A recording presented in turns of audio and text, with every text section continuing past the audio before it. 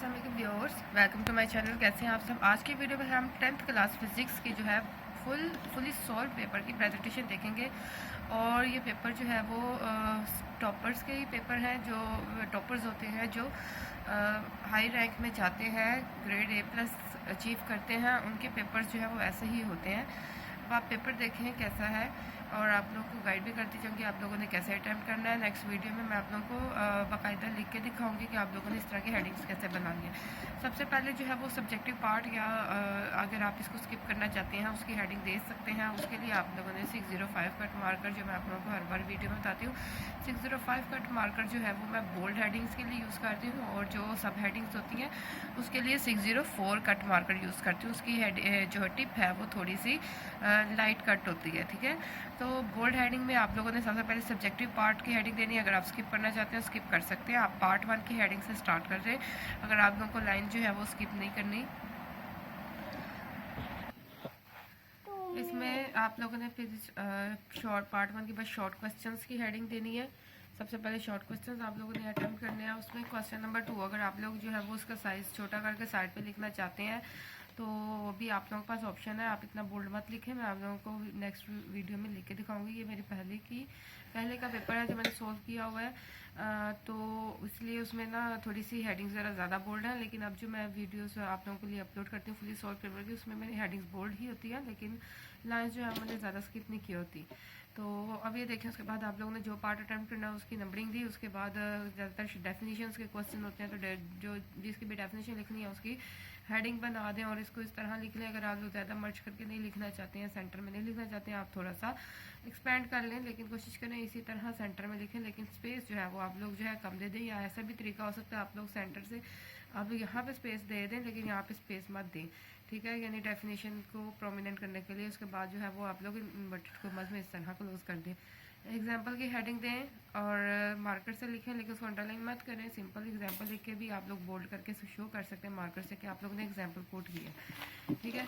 इसी तरह अभी मैं आप लोगों को जल्दी जल्दी से रिव्यू करवा देती हूँ, ठीक है। इस तरह सेकंड पार्ट है, इसमें क्लस्ट और ट्रफ की जो है वो आप लोगों ने वो डेफिनेशन लिखनी थी, तो ये देखें इस तरह लिखी है, उसकी डायग्राम भी बना दी, ठीक है। इस तरह जो भी आप लोगों ने डेफिनेशन वाला क्वेश्चन करना है उसकी डेफिनेशन लिख दी, उसका क्वांटिटी और यूनिट जो है उसकी भी मार्कर से लिख के आप लोगों ने शो करना है कि आप लोगों ने इसका क्वांटिटी यूनिट भी लिखा है। जस्ट ऐसे एक लाइन में नहीं लिख देना, इसे एग्जामिनर को जल्दी जल्दी में नहीं पता लगेगा कि आप लोगों ने वो लिखा है, ठीक है। क्वांटिटी यूनिट की हेडिंग बना दी।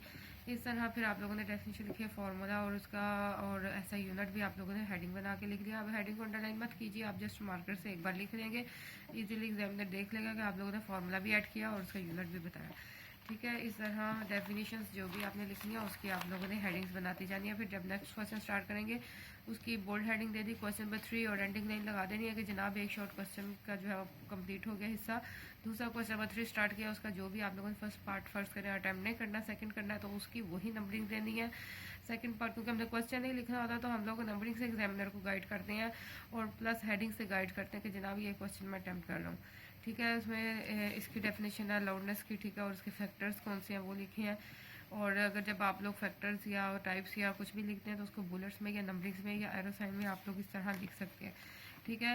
इस तरह ये यूजेस हैं, और यूजेस जो है मैंने देखे किस तरह लिखे हैं, बिल्कुल एक बुलेट लगा के उसमें उसके बिल्कुल उसके नीचे लाइन के नीचे लाइन करके मैंने ये लिखा है। इस तरह ये पॉइंट्स बनाए। आप लोग सिंपल नंबरिंग भी यूज़ कर सकते हैं, ठीक है, ये थोड़ा सा डिफरेंट तरीका हो जाता है। इस तरह ये भी डेफिनेशन हो गई। अब आप लोग जो है शॉर्ट क्वेश्चन की डेफिनेशन इतनी बोर्ड मत कीजिए, इतनी प्रेजेंटेशन मत दीजिए क्योंकि ज़रा लेंथी होता है। आप लोगों को जो ज़बरदस्त प्रेजेंटेशन है वो लॉन्ग क्वेश्चन में दिया करें, क्योंकि वहीं पे आप लोगों को फुल मार्क्स अचीव करने का मौका मिलता है। शॉर्ट क्वेश्चन में तो अगर आप लोगों ने फुली सॉल्व किया तो आपको मार्क्स मिल जाते हैं, ठीक है। इसी तरह ये भी है यूजेस। अब ये देखें इसके यूजेस मैंने दोनों एक लाइन में दो लिखे हैं क्योंकि शॉर्ट है तो मैंने उसको लंबा लंबा लाइन की तरह नहीं बनाया। इसके बाद नेक्स्ट क्वेश्चन नंबर 4 आ गया, उसमें भी इसी तरह जो पार्ट अटैम्प्ट किया उसकी नंबरिंग दी, अब फार्मूला लिखा है तो इस तरह उसको मार्कर से हाईलाइट कर दिया। इस तरह ये देखें आप लोग खुद ही एक तो नज़र मारें। इसी तरह जो भी पार्ट किया है, 4th 6th पार्ट किया है उसकी एक्सप्लेनेशन है, ठीक है। इसका जो क्वेश्चन था आप लोगों से तो आप लोगों ने उसकी हेडिंग नहीं बन सकती थी, तो इसका पार्ट मैचिंग करके उसका कैपेसिटर्स का जो भी उसका रेफरेंस क्वेश्चन था उसका आंसर था उसको लिख दिया, उसकी एक्सप्लेनेशन की हेडिंग दे दी कि एक्सप्लेनेशन की।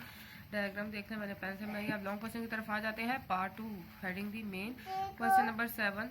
क्वेश्चन नंबर 7 ए पार्ट जो है कॉलम्स ला, ठीक है, मोस्ट इंपॉर्टेंट क्वेश्चन है। आप देखिए इसकी मैंने हेडिंग बहुत बोल्ड की है क्योंकि ये लॉन्ग क्वेश्चन है और इसकी मेन हेडिंग ये बनती है, तो मैंने इसको ज़्यादा बोल्ड कर दिया। अगर आप लोग इतना बोल्ड नहीं करना चाहते कोई इशू नहीं है, मैं आप लोगों को वीडियो में नेक्स्ट वीडियो में दिखाऊंगी कि आप लोगों ने कितना बोल्ड कर सकते हैं और कितना जो है मिनिमाइज़ कर सकते हैं उसको, ठीक है। अब इसकी देखें जो भी हेडिंग्स बनती हैं उसकी हिस्ट्री क्या है, उसकी स्टेटमेंट क्या है, स्टेटमेंट लिख दी।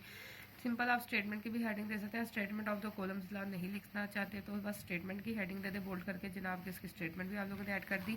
फार्मूला की हेडिंग बनाया, फार्मूला भी ऐड कर दिया, वैल्यू ऑफ के फाइंड आउट कर दी। उसके बाद एप्लीकेबल कहाँ पे है तो कॉलम्स ला वो भी बता दिया आप लोगों ने, ठीक है। हेडिंग बना के बताया। न्यूमेरिकल सॉल्व करना था, इसका बी पार्ट था। बी पार्ट की हेडिंग दी, न्यूमेरिकल की हेडिंग दी, उसमें डाटा क्या है, फार्मूला क्या है, सोल्यूशन क्या है, रिजल्ट क्या है, उसकी हेडिंग बना के आप लोगों ने इसको सॉल्व कर दिया। एंडिंग लाइन से 3-4 रैगेज थी तो मैंने next long question next page पे स्टार्ट करना था, तो मैंने इसको सिंपल क्रॉस कर दिया कि जनाब मैंने इस पर कुछ अटैम्प्ट नहीं करना, एग्जामिनर को गाइड कर दिया, ठीक है। इसके बाद क्वेश्चन नंबर 6 आ गया। क्वेश्चन नंबर 6 में ए पार्ट वेव्स, वेव्स का लॉन्ग क्वेश्चन है, what define waves and describe the types of waves. तो मेन हेडिंग्स को मैंने बोल्ड कर दिया, बाकी जो है वो डेफिनेशन की हेडिंग देना चाहते हैं दें, बताएं कि जनाब ये डेफिनेशन है, क्योंकि उसने डेफिनेशन पहले पार्ट में पूछी है व्हाट इज़ डिफाइन वेव्स, तो उसके भी 2 मार्क्स होंगे, तो उसको भी अच्छी तरीके से अटेंड करें। उसके बाद टाइप्स ऑफ वेव्स को ज़रा एक्सप्लेन करें, जनाब ये 2 टाइप्स है। उसके बाद उन दोनों टाइप्स को अलग अलग हेडिंग देके आप लोग जो है वो ये मैंने देखे 604 कट मार्कर यूज़ किया सब हेडिंग को, सब हेडिंग के लिए, ठीक है। टाइप्स ऑफ वेव्स बताएं, उसकी फिर उसकी एक्सप्लेनेशन करने लगे हैं, उसकी डेफिनेशन दी, उसकी एग्जांपल लिखी, आगे से उसकी जो है वो टाइप्स बता दी, ठीक है।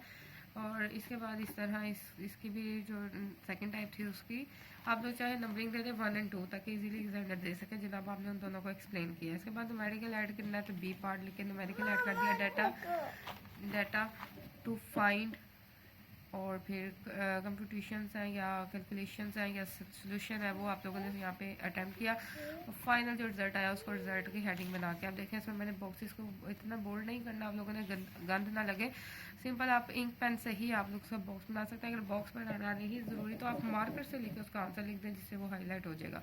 इसके बाद क्वेश्चन नंबर 8 है जी, कैपेसिटर्स का है। कैपेसिटर की मेन हेडिंग दी क्योंकि इसने पूछा है डिफाइन कैपेसिटर और व्हाट इज़ कैपेसिटेंस, ठीक है। तो कैपेसिटर और कैपेसिटेंस की जो है वो एक्सप्लेनेशन करनी है इसमें और उनके ऐसा यूनिट बताने हैं, ठीक है। तो ये देखें कैपेसिटर और कैपेसिटेंस की अलग हेडिंग देकर उनकी डेफिनेशन लिखी और उनका ऐसा यूनिट की अलग हेडिंग बना के उनकी ऐसे यूनिट बता दिया। इसके बाद न्यूमेरिकल देखें लास्ट पे ऐसे कैसे अटैम्प्ट करना है, फिर वही बता दिया तरीका आपको, data to find, formula, calculations और रिजल्ट, और एंडिंग लाइंस लगा लें, अगर आप 1 लगा लें 2 लगा लें ये इनफ है, इतनी मत लगाएं। और एंड पे जो रिमेनिंग पेजेस है उसको सिंपली क्रॉस आउट कर दें कि जनाब मेरा पेपर कम्प्लीटली सॉल्व हो गया, ठीक है। इंशाल्लाह नेक्स्ट वीडियो देखें आप लोगों को, उसमें मैं आप लोगों को हेडिंग लिख के बताऊंगी कि आप लोगों ने कैसे लिखनी है। और कनेक्टेड रहे चैनल से, सब्सक्राइब करें, लाइक करें, शेयर करें, अपने फ्रेंड्स के साथ अपना ख्याल रखें। अल्लाह हाफिज़।